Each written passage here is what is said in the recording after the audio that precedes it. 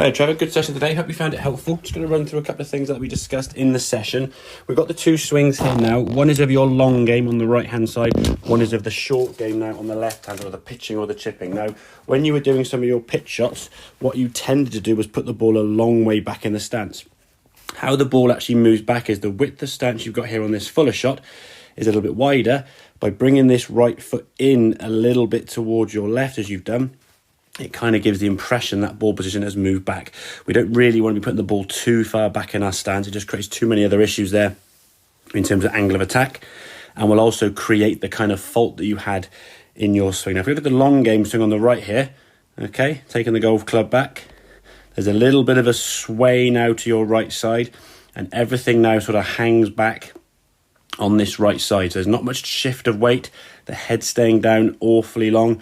As we come to the golf ball here now, the arms look quite tucked up and sort of struggle to gain any kind of width. So your quality of contact will be affected. If we look here on this left hand one, now we're doing some of the practice swings, what we're trying to focus on now is maintaining this width in the body movement, pushing onto that left foot.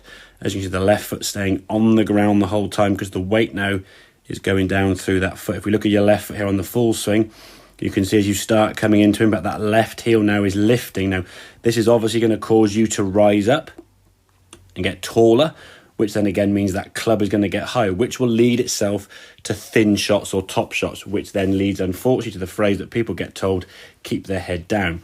And when you try to keep your head down, as you'll see on the right-hand side, if the head stays back here, looking down here, you can't really now shift onto that left foot. So the left foot starts rising and you start thinning and topping even more. And then it's a vicious circle. You're told to keep your head down even more and so on and so on and so forth. So really want to try and focus on getting that weight onto that left side. Helps you keeping that width in the swing, getting a much more consistent strike, especially with pitching when it comes to judging distance. If you're trying to hit a shot 30 or 40 yards, if you're at the ground behind the golf ball, it might go 10 yards. If you're at the golf ball right in the middle, it might go 50 or 60 plus. And therefore, obviously, your distance control is very, very tricky. If we look here at the left-hand one now, as we swing back, we kind of set the distance by how far we go back. This is about the sort of 40-ish yard shots we're looking at. Around about here would be 30, and if the arm was a bit higher, you'd be looking at your 60.